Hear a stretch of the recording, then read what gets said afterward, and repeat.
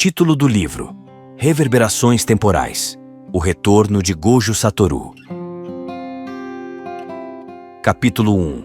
O Despertar em Roma de 1527. Gojo Satoru, o formidável feiticeiro da escola técnica Jujutsu, havia travado uma batalha épica contra Sukuna, o rei das maldições. Mesmo com sua confiança inabalável e habilidades imensuráveis, Gojo foi derrotado por Sukuna, que, de alguma forma, estava escondendo sua verdadeira força. O confronto culminou na aparente morte de Gojo, deixando fãs e aliados perplexos. No entanto, para surpresa de todos, Gojo não acordou em algum lugar familiar, em sua escola ou na sede da Jujutsu High. Em vez disso, seus olhos se abriram para um cenário completamente estranho e tumultuado. Ele estava em Roma, no ano de 1527, durante um dos eventos mais trágicos da história da cidade: o saque de Roma. Gojo observou enquanto a cidade ardia em chamas, com as forças imperiais lideradas por Charles de Bourbon saqueando e destruindo impiedosamente. O ambiente caótico, as pessoas aterrorizadas e as igrejas e obras de arte sendo saqueadas eram uma visão que o deixava atordoado. O contexto político da época começou a se desenrolar em sua mente. O saque de Roma de 1527 ocorreu em meio a conflitos entre facções rivais na Itália e a rivalidade entre o Papa Clemente VII, apoiado pela família Medici e pela França, e o imperador Carlos V do Sacro Império Romano Germânico. Gojo, com sua personalidade confiante e destemida, estava acostumado a enfrentar desafios, mas este era completamente diferente. Ele não entendia como tinha chegado a esse lugar e época específicos. No entanto, mesmo diante da destruição e do caos, Gojo permanecia inabalável. Seu espírito indomável se recusava a se curvar diante da adversidade. Ele percebeu que, independentemente das circunstâncias, ele era Gojo Satoru e sua missão era clara: sobreviver, adaptar-se e, se possível, descobrir o que o havia levado a esse lugar inesperado. Com essa determinação ardente em seu coração, Gojo Satoru se preparou para enfrentar esse novo e desafiador capítulo de sua existência.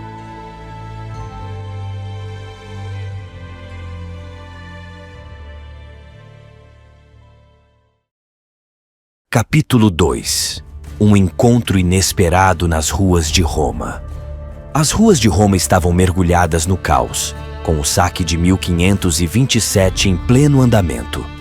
Gojo Satoru, ainda perplexo com sua súbita viagem no tempo, vagava pelas ruas repletas de tumulto e destruição. Ele sabia que precisava encontrar respostas, mas por enquanto, seu foco estava em sobreviver a essa experiência única. Enquanto caminhava, seus olhos capturaram uma figura familiar em meio ao tumulto. Era Geto, alguém que Gojo conhecia bem de sua vida anterior, mas agora trajado com o uniforme dos guardas suíços, seu rosto carregando uma expressão perdida. Geto, ou melhor, Hans, não parecia se lembrar de nada de sua vida passada. Seus olhos se encontraram com os de Gojo e ele se aproximou com uma expressão curiosa em seu rosto. "Quem é você, estranho? E o que faz aqui?" perguntou Hans, falando em alemão, o idioma da época que Gojo não estava acostumado a ouvir. Gojo estava surpreso e confuso ao ver seu antigo amigo em uma época e contexto tão diferentes. Ele respondeu, também em alemão, adaptando-se à situação. "Me chamo Satoru. Estou aqui. Bem, também não tenho certeza de como vim parar aqui." Hans, ou Geto, franzia a testa, parecendo intrigado com a resposta de Gojo. "Está em apuros, amigo. Esta cidade está em guerra e Roma não é um lugar seguro para estranhos. Deveria fugir enquanto pode." Gojo olhou ao redor, vendo o caos e a destruição que cercavam a cidade. No entanto, sua determinação não vacilou. "Eu não fujo das adversidades, meu amigo, e não vou deixar Roma cair sem lutar." Hans encolheu os ombros, como se estivesse resignado à teimosia de Gojo. "Muito bem, você é corajoso. Se quer lutar, siga-me. Estamos nos reunindo com os outros guardas suíços para proteger a cidade." Enquanto Hans liderava Gojo pelas ruas caóticas em direção ao encontro com os guardas suíços, Gojo não pôde deixar de notar o quão estranho era ver seu amigo de longa data usando trajes e falando uma língua tão diferente.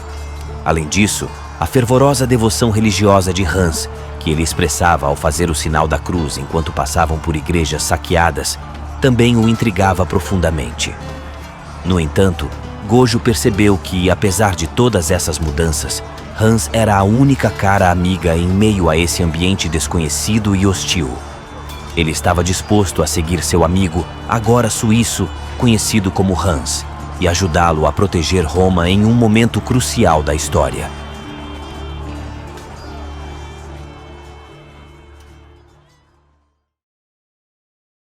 Capítulo 3 The Last Stand. Hans, o guarda suíço que agora era a única conexão de Gojo com aquela realidade distante, liderou-o até um arsenal próximo. O lugar estava repleto de armas e equipamentos de guerra, uma visão que contrastava com as habilidades mágicas que Gojo estava acostumado a utilizar. Com um olhar sério, Hans virou-se para Gojo e perguntou em alemão: Que tipo de arma você está familiarizado? Precisamos nos armar adequadamente para a batalha que se aproxima. Gojo, com seu sorriso confiante, respondeu: Eu não preciso de armas, meu amigo. Tenho outras habilidades. Ele então levantou a mão e concentrou o seu Cursed Energy, criando uma esfera brilhante que flutuou no ar, deixando Hans atônito. À medida que a esfera de energia mágica de Gojo crescia em intensidade, os outros guardas suíços que estavam no arsenal não podiam acreditar no que estavam vendo. Eles se afastaram com olhares de espanto e até mesmo de temor. Na época, as habilidades mágicas eram vistas com superstição e medo, e aqueles soldados estavam testemunhando algo que desafiava sua compreensão. Hans, embora impressionado, não pôde deixar de sentir um calafrio percorrer sua espinha. Em tempos de superstição, tais habilidades mágicas poderiam ser interpretadas como algo sobrenatural. Ele quase considerou Gojo um servo do diabo, mas a necessidade iminente de proteger Roma falou mais alto. Seja o que for que você seja, nós precisamos de toda a ajuda possível neste momento. Os dois se apressaram em sair do arsenal, seguindo em direção à Basílica de São Pedro, na Praça de São Pedro. Lá, encontraram um homem alto e imponente, o capitão Kaspar Heust. Ele estava vestido com o uniforme dos guardas suíços, um manto listrado vermelho e azul, com um capacete de penas vermelhas. Kaspar Heust tinha uma aparência robusta, com cabelos e barba castanhos bem cuidados e olhos determinados. Sua voz ecoou com autoridade quando ele se dirigiu a Hans e Gojo em alemão. Reunimos o que resta de nossa guarda. A situação é sombria, mas estamos prontos para dar nossa última resistência. Não temam a morte, soldados, pois Deus é conosco.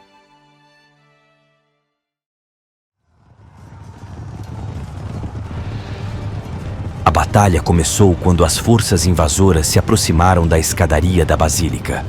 Os guardas suíços, liderados por Kaspar, ergueram suas lanças e escudos em preparação para o confronto. As forças inimigas avançaram e a luta começou ferozmente.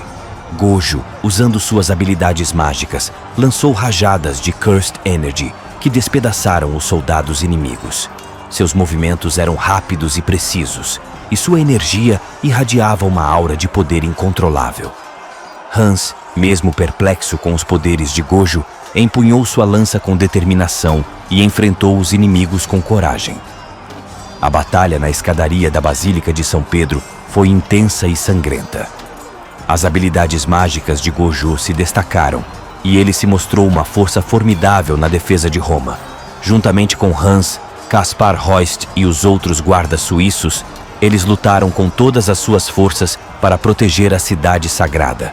Mesmo que alguns dos guardas suíços estivessem aterrorizados pela magia de Gojo, eles logo perceberam que, naquele momento desesperado, qualquer ajuda era bem-vinda.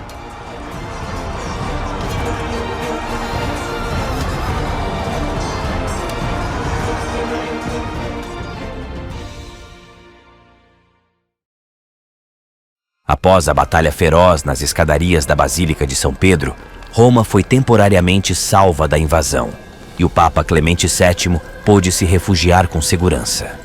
No entanto, uma dúvida pairava sobre aqueles que testemunharam o poder sobrenatural de Gojo Satoru. Ele havia desafiado as leis da natureza com suas habilidades mágicas, algo que era incompreensível e aterrorizante para a mente daquela época supersticiosa.